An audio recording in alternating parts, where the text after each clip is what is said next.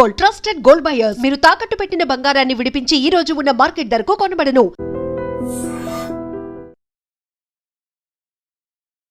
Sir, ఈ ప్రశ్న మీకు సంబంధం లేదు, చెప్పాలనుకుంటే చెప్పండి, లేదా స్కిప్ చేసేయచ్చు.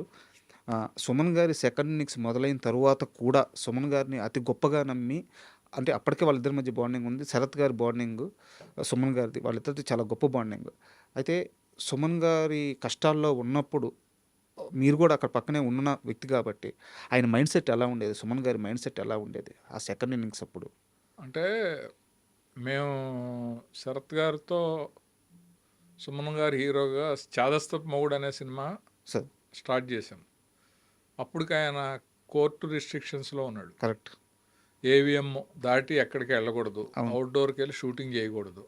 సో దాన్ని బట్టి మేము ఏవిఎంలోనే స్ట్రీట్ సెట్, తర్వాత హౌస్ సెట్స్ అన్నీ వేసి లక్కీగా సినిమా ఇళ్లల్లోనే అయిపోద్ది, ఇళ్లల్లోనూ కాలనీల్లోనూ.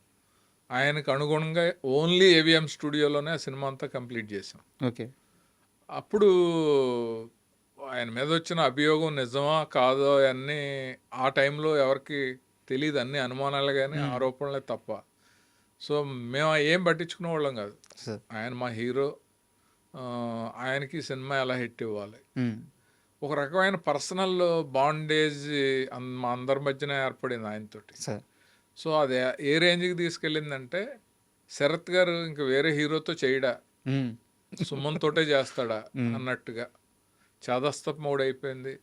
తర్వాత కలెక్టర్ గారు అల్లుడు, పెద్దింటి అల్లుడు, అవును, చిన్నల్లుడు, హలో అల్లుడు, ఇలా అల్లుడు సినిమాలన్నీ, దొంగల్లుడు, ఇవన్నీ ఆడుతూ ఉంటే అల్లుడు వచ్చేలాగా టైటిల్ పెట్టడం, సుమన్ గారితో చేయటం. మేము బయటికి వెళ్ళినప్పుడు కూడా ఏంటి వేరే హీరోతో చేయడం ఈ డైరెక్టర్ అని అనేవారు. కంఫర్టబుల్గా ఉండి సేమ్ ఆయన అనుకున్నట్టు సక్సెస్లు వస్తూ ఉంటే ఎవరు వదులుతారు?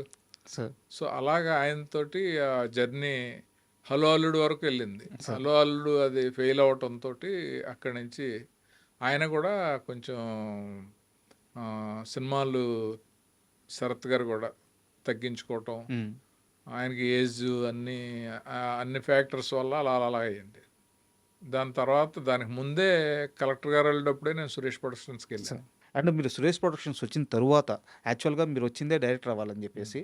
సో బట్ నాయుడు గారి ప్రొడక్షన్లో ఒక రూల్ ఉంటుంది, వాళ్ళతో ట్రావెల్ అయితే ఒక సినిమాకో 2 ఏళ్ళు అట్లా ట్రావెల్ అయితే ఛాన్స్ ఇస్తామని చెప్పేసి. మొత్తం 3 సినిమాలకి పనిచేశారు మీరు. 1 ప్రేమించుకుందాంరా, 2 గణేష్, 3 కలిసి ఉందాంరా, 3 బ్లాక్ బస్టర్ హిట్. సో ఏ క్షణంలో ఈ 3 సినిమాల ప్రయాణంలో ఏ క్షణంలో ఏ మూమెంట్లో నాయుడు గారికి కానీ లేదా సురేష్ బాబుకి కానీ కాశీ విశ్వనాథ్ మామూలోడు కాదు, ఇతను పక్కా ఛాన్స్ ఇవ్వాలి అనిపించిన ఆ డే ఏంటి, ఆ మూమెంట్ ఏంటి? అంటే ఎవ్రీ మినిట్ నాయుడు గారు అయితే ఆయన మనసులో ఏముందో అది బయటకు అనేస్తారు. సురేష్ బాబు కొంచెం లోతుగుండే. ఈయన చాలామందికి మాట ఇచ్చేసి ఛాన్స్లు ఇచ్చి కమర్షియల్ క్యాలిక్యులేషన్స్ లేకుండా సెంటిమెంట్స్ అలాంటి వాటిల్లో చాలా మంచి ఛాన్సులు ఇచ్చారు, కొంతమంది మిస్యూజ్ చేసుకున్నారు. బట్ సురేష్ బాబుది నా మీద నమ్మకం కానీ నా మీద ప్రేమ కానీ, కాశీ అనేవాడు లేకపోతే ఈ 3 సినిమా హిట్స్లో అతని పార్టిసిపేషన్ ఏముందనేది కానీ బాగా తెలిసి నాకు డైరెక్షన్ లేట్ చేశాడు. తెలిసి లేట్ చేశారా? ఎందుకంటే నాకే డౌట్ వచ్చేస్తూ ఉండేది, ఏంటి ఒక సినిమా చేస్తే ఛాన్స్ ఇస్తా అన్నారు సురేష్లోను, 3 బ్లాక్ బస్టర్స్ చేసాం, ఇంకా రావట్లేదు ఏంటి? కిందేమో నాయుడు గారి చిన్న తిరుపతి అనేవాళ్ళం మేము, పైన సురేష్ బాబు పైకొండ మీద ఉండేవాడు, ఆయన పెద్ద తిరుపతి అని, ఇలా సరదాగా అనుకునేవాళ్ళం. చిన్న తిరుపతి వెళ్ళిన వాళ్ళందరూ కూడా డైరెక్టర్లు అయిపోతున్నారు, వాళ్ళు ఒక సినిమా కూడా చేయని వాళ్ళు అవుతున్నారు, నేనేంటి అని చెప్పి ఒకసారి పరుచూరు వెంకటేశ్వర గారి దగ్గర ఓపెన్ అయ్యాను నేను. అంటే మాటల్లో ఆయన అన్నాడు, ఆయనకి కాశీకి నేనే కదా ఇస్తానని పిలిచాను, ఇప్పుడు తను ఒక ప్రాజెక్ట్ పట్టుకుంటున్నాడంటే దాన్ని పట్టుకుని సూపర్ హిట్ చేస్తున్నాడు, ఇప్పుడు మనం ఛాన్స్ ఇచ్చేస్తే ఏముంది, ఇంకా బయట కాశీ అయిపోతాడు, మన కాశీ అవడు కదా అని అన్నాడంట. అప్పుడు నాకు చాలా ఆనందం కలిగింది, బాధ. సో ఆయనకి మన మీద ఉన్న ప్రేమ లేకపోతే మన అవసరం ఆయనకు ఉండటం వల్ల మన కెరీర్ లేట్ అవ్వకూడదు కదా అనే ఉద్దేశంతో నేను వెంటనే ఆయన దగ్గరికి వెళ్ళి, నేను సినిమా చేయనండి, అది కలిసి ఉన్నారా ముందే చెప్పేశాను నేను. 2 సినిమాలు అయినాయి ప్రేమించుకుందారా గణేష్ రావు గారు, నేను చేయనండి సినిమాలు, డైరెక్షనే చేస్తాను, మీ ఎప్పుడు ఓకే అయితే అప్పటి నుంచే అని అంటే, సరే అయితే కథ చేసుకో చేద్దాం అని అన్నాడు ఆయన. ఆ టైంలో కరెక్ట్గా ఉదయ్ శంకర్ అని తమిళ్ డైరెక్టర్ వచ్చాడు. సార్ ఏదో కథ చెప్పి నచ్చలేదు వాళ్ళకి. సరే టికెట్ వేసేయండి మెడ్రాసు, మళ్ళీ తర్వాత ఎప్పుడన్నా పిలుద్దాం అని చెప్పేసి అని అంటే, ఆ సిట్టింగ్లో నేను కూడా ఉన్నాను. సో వస్తా మెట్లు దిగుతా, అతను నన్ను తలైవా అంటాడు, నేను తలైవా అంటాను. తలైవా నిన్న ఏదో ఒక లైన్ చెప్పావు కదా, అది నాకు బాగా అనిపించింది, ఒకసారి సురేష్ బాబుకి చెప్పొచ్చు కదా అంటే, ఏం లైన్ అని ఆగాడు ఆయన. ఆ పైనుంచి కిందకు ఒక 20 మెట్లు ఉంటాయి. ఆ 20 మెట్లు దిగే లోపు ఇతను లైన్ చెప్పాడు. ఇలా ఒక విలేజ్, ఒక పెద్ద ఆయన ఉంటాడు, వైఫ్ ఉంటుంది, పిల్లలందరూ వేరే ఊళ్ళల్లోనూ వేరే సిటీల్లోనూ దేశాల్లో ఉంటారు, వాళ్ళందరినీ చూడాలని చెప్పి ఆయన షష్టి పూర్తి చేసుకుంటాడు. అక్కడ ఫ్యామిలీ ఎమోషన్స్ మధ్య ఉండే ఒక కథ. ఒక మనవడు ఎక్కడో దూరంగా ఉంటాడు, ఆ మనవడు వచ్చి ఆ ఫ్యామిలీని ఎలా రీయూనియన్ చేశాడు అనేది అనే చెప్పాడు. ఆయనకు వెంటనే కనెక్ట్ అయింది. టికెట్ క్యాన్సిల్ చేయండి అయ్యా, రేపు మళ్ళీ కూర్చుందాం అని చెప్పి అలా అది కలిసి ఉన్నారా ఆయన. సూపర్. అంతకు ముందు రోజు ఎవరికి చెప్పారు సార్ ఆయన, ఉదయ్ గారు? ఏంటి ఇదే కదా, నచ్చలేదు అన్నారు కదా, ముందు నచ్చలేదు అన్నారు కదా.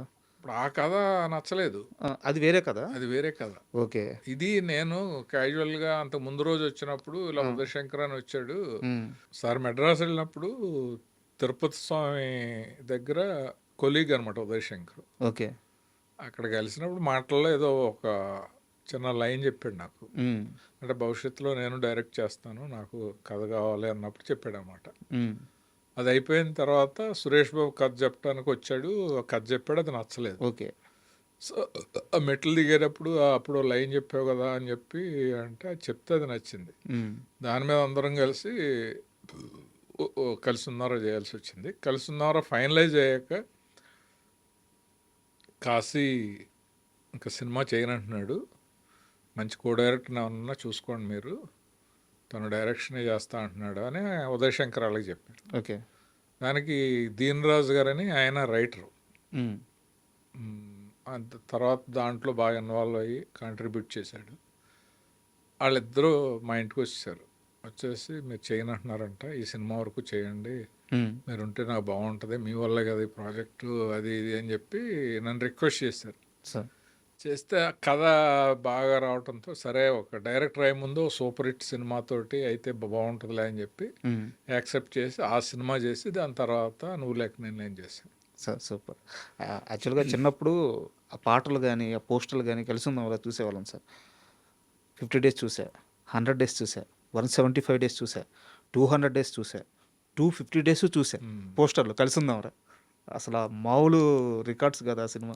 అంటే సురేష్లో చేసిన 3 సినిమాలు కూడా సార్, అంటే ట్రెండ్ సెట్టింగ్ అని ఎందుకు చెప్తున్నానంటే, ఇండస్ట్రీలో ఫ్యాక్షన్ సినిమాలు రావటానికి మొదటి సినిమా మూల కారణమైన సినిమా ప్రేమించుకున్నారు. కరెక్ట్. అప్పటి వరకు ఫ్యాక్షన్ అంటే వాడికి తెలియదు సార్, దాని మీద అసలు ఆ సినిమాలు రాలేదు.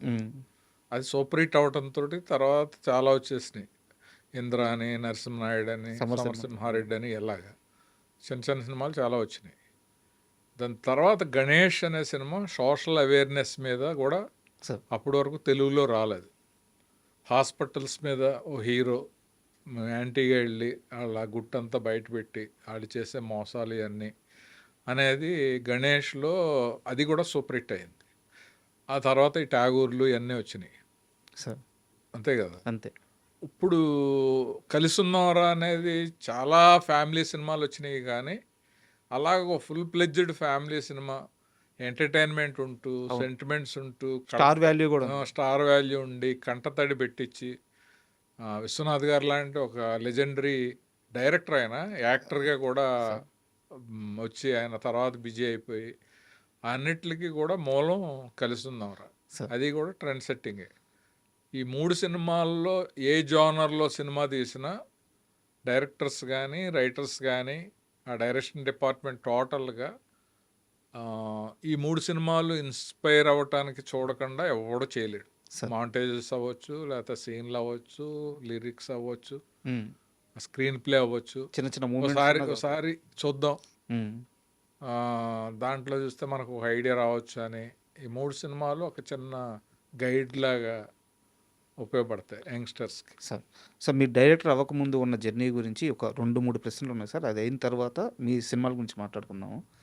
నాకు బాగా గుర్తు 'గణేష్' మూవీ సార్. 'గణేష్' మూవీలో కోట గారి యాక్టింగ్. సినిమా అంతా అసలు ఆ స్లాంగ్ గాని, వెంకటేష్ గారి దగ్గరికెళ్ళి నేను బతకాలి తంబి అని చెప్పి అడిగేది గాని, లిటరల్‌గా బతిమలాడతారు ఆయన వెంకటేష్ గారిని. ఈ చెక్కు మీద నీకు కావాల్సినంత రాసుకో, నా జోలికి రా మాకు. అంటే ఆ డైలాగ్ డెలివరీ నాకు రావట్లేదు కానీ గొప్ప యాక్టింగ్. ఇంకా క్లైమాక్స్‌లో ఆ హాస్పిటల్‌లో గుండు కొట్టేసి ఆయన ఇచ్చే ఆ ఎక్స్‌ప్రెషన్స్ గాని అద్భుతంగా ఉంటాయి. కోటా గారితో మీరు ఆ ఎక్స్‌పీరియన్స్ ఏమన్నా షేర్ చేసుకోగలరా? 100% సార్. కోట గారు మాకు ఫస్ట్ 'చాదస్తపు మొగుడు' నుంచి పరిచయం. సార్. ఆయన ఫస్ట్ ప్రతిఘటనలో అనుకుంటా కాశీ అనో మినిస్టర్ క్యారెక్టర్ చేశాడు. సార్. తర్వాత దీంట్లో గణేష్లో కూడా మంచి క్యారెక్టర్. సో ఆయనకి ఆ క్యారెక్టర్ విపరీతంగా నచ్చేసి శ్రద్ధ తీసుకుని మేము కూడా ఈ తెలంగాణ స్లాంగ్ హ్మ్. పెట్టి దాంట్లో డైలాగులు మేము మామూలుగా చెప్తే ఆయన దాన్ని మార్చుకుని ఆయనే మార్చుకున్నారా? అంటే ఇప్పుడు నేను ఉన్నాను, రైటర్ ఉన్నారు, వాళ్ళందరికీ అంత యాజ్ ఇట్ ఈజ్ రాదు కదా. సార్. సో ఇది డైలాగు కొంచెం ఇంచుమించులో చెప్తే దాన్ని మార్చి ఆయన చాలా శ్రద్ధగా చేశాడు ఆయన. ఆ సీన్లు ఉన్నాయి కదా మీరు అన్నారు, ఆ సెల్లో పడేస్తే హ్మ్. ఎలకలయ్యి వెళ్తా, బొద్దింకలు తిరుగుతా, ఒక మినిస్టర్ లాంటాడు దాంట్లో పడి ఉంటే ఎలా ఉంటుంది లైఫ్ అనే ఇది ఉంటుంది కదా. సార్. అది ఆ షూటింగ్ అప్పుడు చాలా కష్టపడ్డాం మేము. హ్మ్. ముందు రోజు వెళ్ళి ఆ సీన్ ఎలా షూట్ చేయాలనేది రిహార్సల్ చేసి ఏమేమి కావాలి, ఏ టైంలో ఎలకలాగా వెళ్ళాలి, ఇవన్నీ కూడా కెమెరా పక్క నుండి ఆ ఎలక నేను ఎప్పుడు ఎలకల్ని ఇలా పట్టుకోవటం కూడా లేదు, దాంట్లో అలా పట్టుకుని హ్మ్. దాంట్లో వెళ్ళే ఎలక నేను అలా వదిలితే అలా వెళ్ళిపోతూ ఉంటుంది. సో అంత డెడికేటెడ్గా చేసాం మేము ఆ సినిమా. సూపర్. సో ఆయనతో చాలా మంచి అనుబంధం, ఇంటికి వెళ్ళి కలవటం, బాగున్నప్పుడు వెళ్ళి చూడడం, ఇవన్నీ